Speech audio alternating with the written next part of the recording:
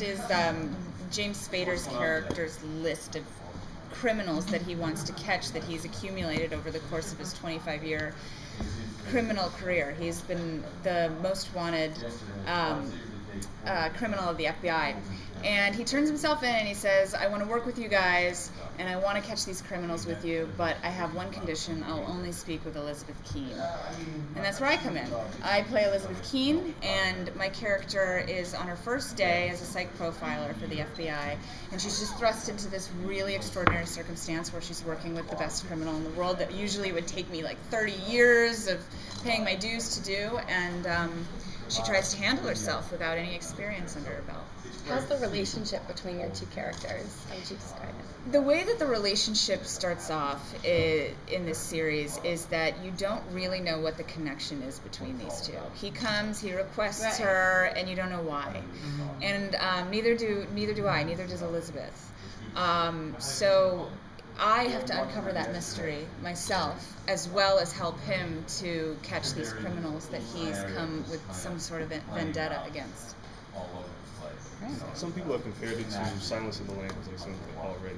Do you see that connection at all? I understand the dynamic in Silence of the Lambs carries over a little bit, but the difference is, I mean, there are a lot of differences, but I think that the main difference in ours is that Reddington is both dangerous, and you feel like he could also be a good guy. Like he sort of muddies the water and your perspective of what a criminal and what a villain really is, you know? You don't know if he comes here to help Elizabeth or to hurt her. And it's up to him and up to the series to either redeem him or cast him out as this Hannibal Lecter-like villain. What drew you into Elizabeth and the character? I was just immediately captivated by Elizabeth Keene. She just jumped off the page. She's so well written. It's just really rare for someone in my field, for an actress to find a woman that's written this way, and then written by John Bokenkamp, who's a male writer, but he writes all these great protagonists for Halle Berry, for Angelina Jolie, and so it's a real kind of honor for me to be working with him. And then we brought on some great female writers from Dexter and so forth, so it's going to be a really smart team writing a female voice for TV who's a heroine, which is exciting. Yeah. Can you talk us through the audition process? I can tell you, I auditioned for it, and I fought for it. It was like going to battle, just like I think going to work every day on this show is going to be like. I knew I wanted it. I had to own it even before I went in to meet with Joe Carnahan and all the creators. And there was just something inside my heart and in my soul that said it is time for me to play a hero, and I want to be heroic in this crazy arena. And it's very difficult to go in and audition, I think, for anyone who has any kind of vulnerability. And the key is to let that vulnerability shine out and to be completely honest about who you really are. You're human, you're fallible, but you're brave, and you're trying to fight for something that you believe in. And I believed in this story, and I think that's ultimately how I ended up being able to collaborate with these people, is because they saw that it was that important to me, and something was shining from deeper inside, you know? Yeah. What's it been like working with James Spader? James Spader, I think that anybody who's seen his performances and his characters would imagine that it would be very, very intimidating, and I did the same thing. I had this illusion of this sort of scary enigma of a man. And then I got to work, and he was so kind and so generous and humble, and I really don't know that I could have done the job and been as comfortable in it without James Spader the man. And then the dynamic wouldn't have been as exciting without James Spader the enigma, and he was able to really walk that line, you know. How is it being here at Comic-Con at the show? It has a big presence here, obviously, so you're kind of, I mean, it's still kind of mysterious and everything, but how has, like, the reception been? Oh, it's been so exciting and amazing, because yesterday we premiered it for an audience, some press, some just fans who were very excited to see it, and apparently there were all these like thousands of RSVPs, and some people weren't able to get in, not only was there an enthusiasm to see the show, but I was backstage for the third act of the show, ready to do the panel, and I could hear them laughing in all the right parts and clapping in all the right parts, and it was coming from just a real support and enthusiasm for the show. And then when they introduced all of us to come on the panel, I could just feel the support of the audience, and that's just the best feeling in the world. I mean, there's a reason why there's a tradition of actors bowing to the audience, because it's just like bowing to a king. It's like, thank you. You make me feel so good for like all the hard work, so it was awesome. I spoke with one of the executive producers earlier this week, and he kind of hinted at some darkness that we're going to get in Elizabeth as well. Oh, yeah. So she's the heroine of the story, but can you talk about the decision to kind of add some darkness to it? You know what, Adam, you're making my day, because this is a discussion that I had with the creators, but I didn't know that it was really sinking its teeth in. I think that Elizabeth is really vulnerable at first, and then because of all of the things that happen to her through the course of the series, she becomes more callous. And when you think that she's like Reddington's little play toy that he's like toying with, but I think she turns from that into Reddington's soldier, and she just gets strong and callous and totally capable, and you have no doubt that if he sends her in, the job's going to get done. So, and then I like that, and then trying to find criminals that can then one up her, and these becoming battles of wit and strength. And watching people's prowess. I love watching that kind of thing, and I think that's where Elizabeth is headed. That's cool. Yeah. Megan, with so many pilots airing, like when the Blacklist is airing, how do you think the show will really stand out and grab viewers and keep them invested when there are so many other shows? Like the thing about a TV show is that it's got to be lightning in a bottle. You can have great actors, you can have great writing, you can have the best time on TV, but if you don't have that special, magical spark, then for some reason it doesn't live. And I just feel like all the elements come together. It's the first time in my life that I've been a part of something where I don't take responsibility for this, but I feel honored to be a part of something that does have that magic, What kind of ride is the audience in for this first season? If you've seen the pilot, you know. If you haven't, you should probably watch it at 10 p.m. on September 23rd on NBC. But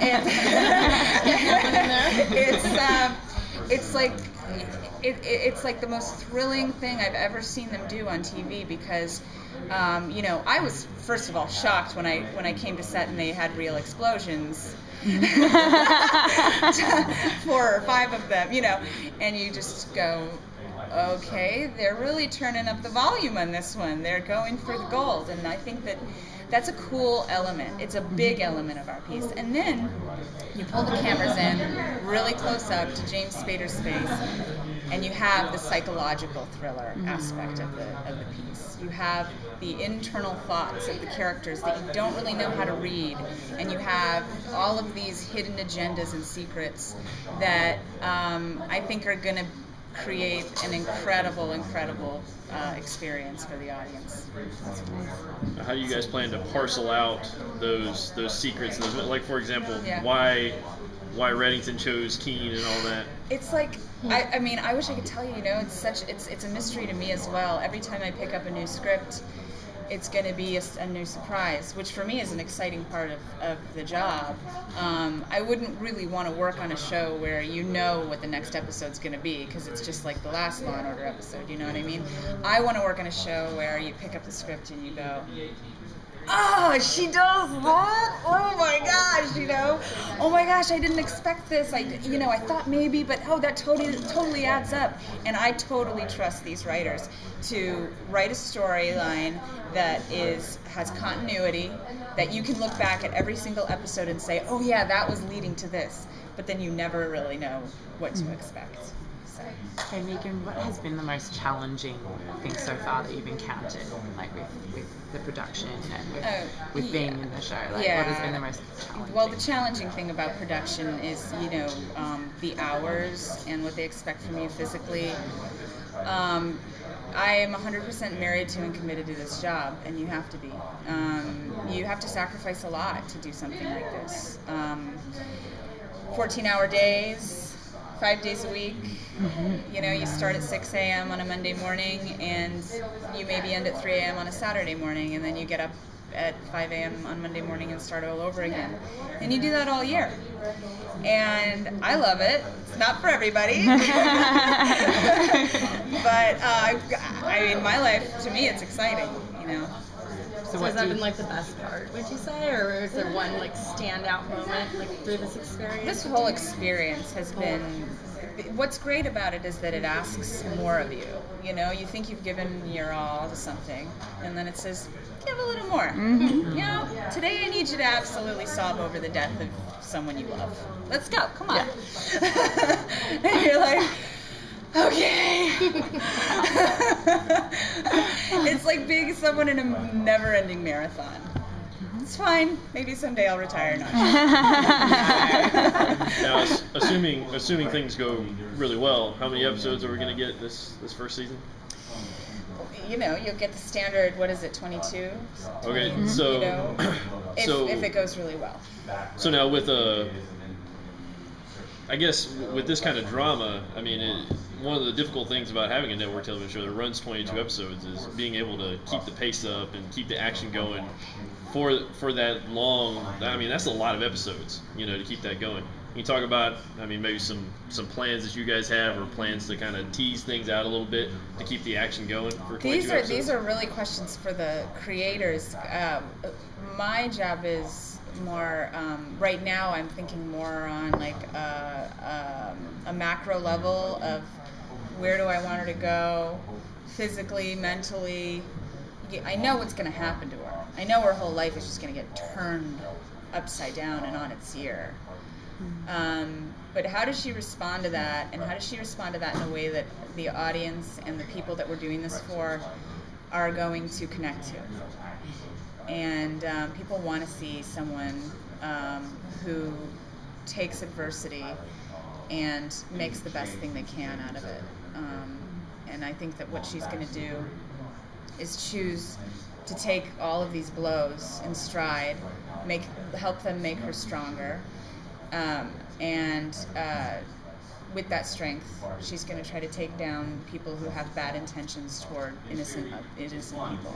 And I think that's what people in America and around the world want to see, is someone who's standing up for the good of mankind and the good of people who just want to live their lives, you know, when she can't live her life anymore. As September gets closer, because you're obviously mostly invested in this project, how do your nerves feel as you get closer to the premiere? How do you deal with it emotionally? You know, wondering how people are going to receive it.